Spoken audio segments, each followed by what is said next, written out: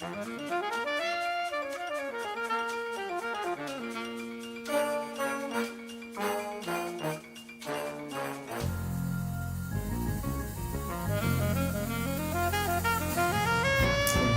Brasil, boa noite! Não vai ter isso não. Boa noite, Brasil! Não é tarde, é noite? Não sei, gente. Não A hora sei. que você estiver assistindo é. Gente, hoje eu tô aqui com a Catiana Gomes. Se apresente, por favor. Fonoaudióloga. Eu sou sua fono, Ed. Não, Pelo além de amor, fonoaudióloga, o que você é? Sou uma pessoa. Isso é bom. Fonoaudióloga, já foi professora de canto. Já. É cantora do... Sou uma Renascer Crazy oficial Só desde isso, 2018. só Sou backing vocal do povo. Só isso, só isso. Sou. Atende muita gente boa, muita gente famosa, muita gente interessante.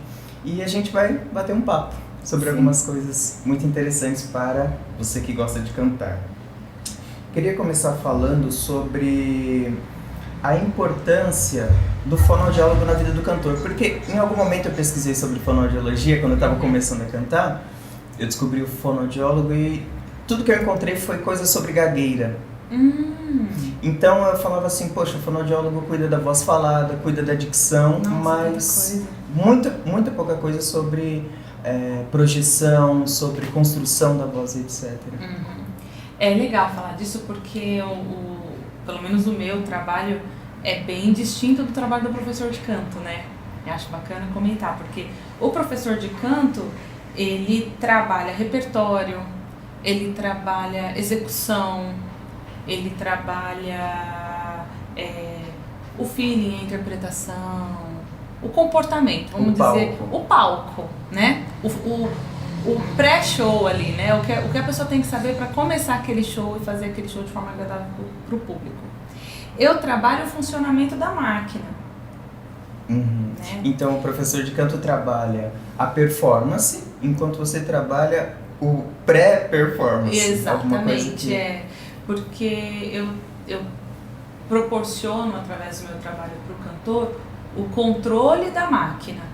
E aí ele vai para um professor de canto, por exemplo, e põe essa máquina em uso dentro do repertório que ele gosta, e o professor vai ali lapidando, fala, olha, aqui brilha mais, ali põe assim, respira melhor aqui, faz uma pausa dramática. Eu acho que o professor de canto ele tem essa parte de direcionar, né, de estilizar esse cantor.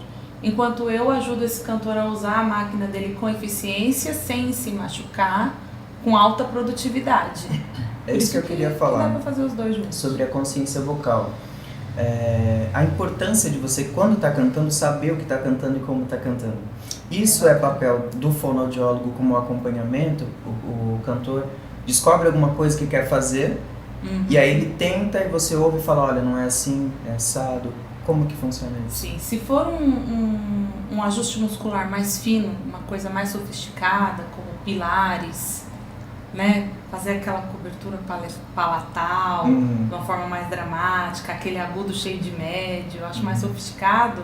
Aí um fonoaudiólogo que trabalha com isso tem que ter o conhecimento para direcionar esse cantor.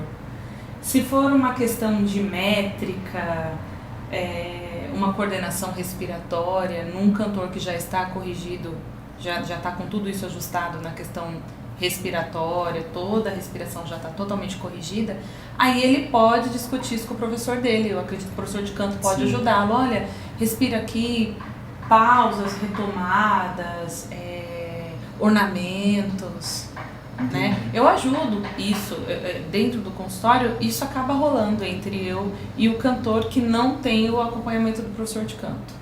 Porque uma coisa muito interessante, quando a gente vai começar a cantar, eu lembro de mim antes e depois que comecei a cantar. Quando eu me interessei por canto foi porque eu via alguém fazendo alguma coisa que eu gostava e eu falava, eu quero fazer isso. Só que eu fiquei fazendo isso a minha vida toda, de imitar, de tentar fazer aquela melisma, o drive, etc, etc, etc.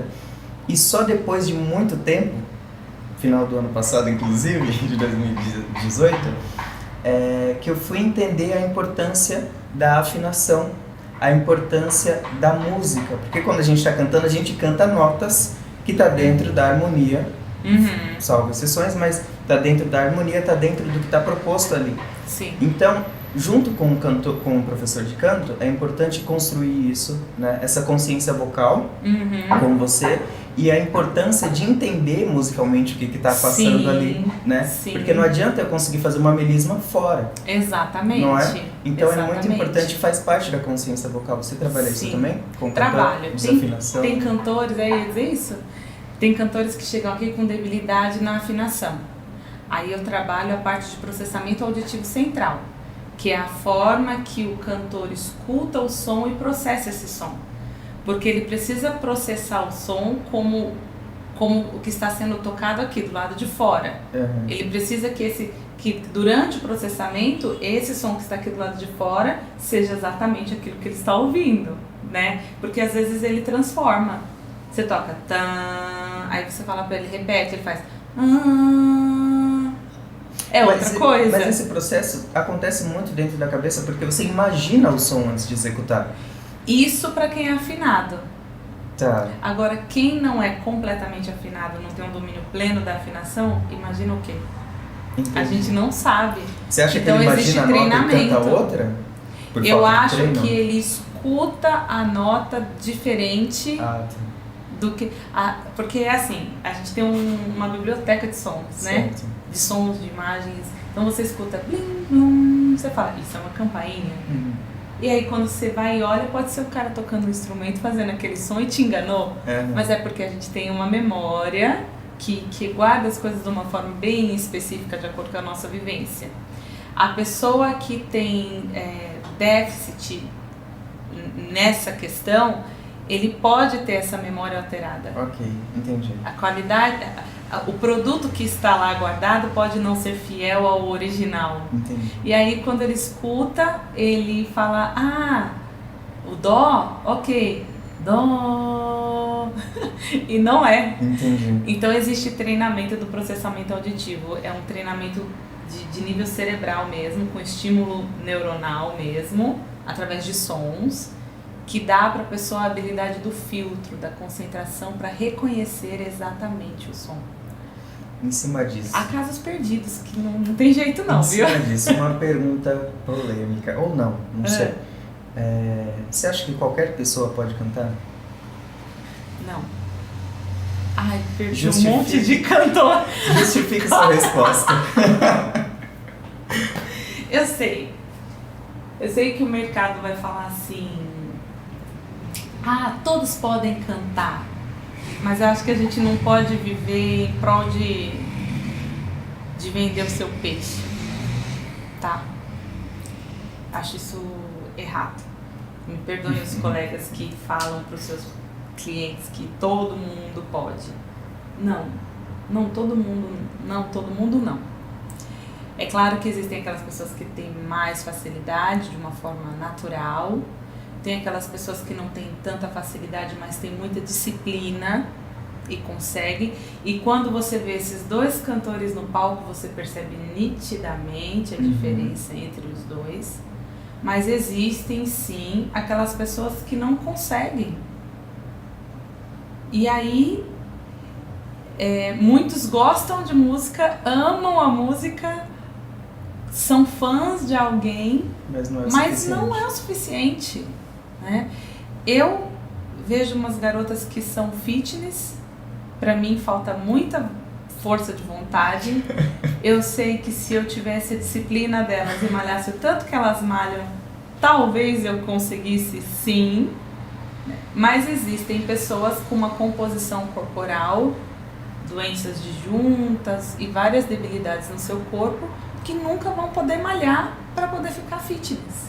Então, às vezes, não é só a vontade também. Existem toda uma composição corporal, toda uma competência neurológica de afinação. Neurológica não, mas uma competência de processamento auditivo também. É interessante controle você muscular. Trazer isso pro corpo, porque cordas vocais são músculos. Exato. Né? Falando para uma fonoaudióloga. Não é, tá certo. E o músculo precisa ser treinado, precisa ser exercitado. E a pessoa quer isso na hora de executar. Exato. Mas se ela não faz isso antes, esquece, não tem como. E existe ainda aquele padrão que envolve a competência do processo auditivo mesmo, a competência cerebral, de reconhecimento de som, de reproduzir. Você imagina a nota e você canta. Você fala, vou fazer parararará, e você imagina isso e você faz isso. Mas tem gente que não é assim. E aí? Não. Porque a música não perdoa, a música é matemática, né? Sim, é verdade. Ela não perdoa. Se sair, dói. É. Agora, tá, ok, eu sou cantor, eu gosto de cantar, eu canto na igreja, eu canto no barzinho, eu canto em algum lugar, e eu tenho algumas dificuldades, sinto uma coceirinha, sinto uma dorzinha, sinto alguma coisa. Eu vou pro professor de canto e explico isso, ou eu vou pro fonoaudiólogo para ele me ajudar? Para onde que eu vou? Depende muito do o quanto tempo você quer cantar e o que você quer produzir com o seu canto. Se você cantar por esporte, por hobby, por prazer, mera diversão, e você não pensar nisso como uma profissão, eu sugiro que você procure um bom professor de canto. É difícil ter esse filtro, né? Que tem pessoas boas, mas também tem profissionais ruins em todas as áreas, né? Todas, infelizmente. E daí eu acho que o professor de canto bom, ele vai te ensinar a tirar o peso da onde você está pesando. Uhum. Agora, se você tiver o objetivo profissional, aí eu sugiro que você procure o fonoaudiólogo para te ajudar a ter alto desempenho com essa musculatura. Porque você também vai evitar lesão, você vai prolongar a sua vida de voz, né?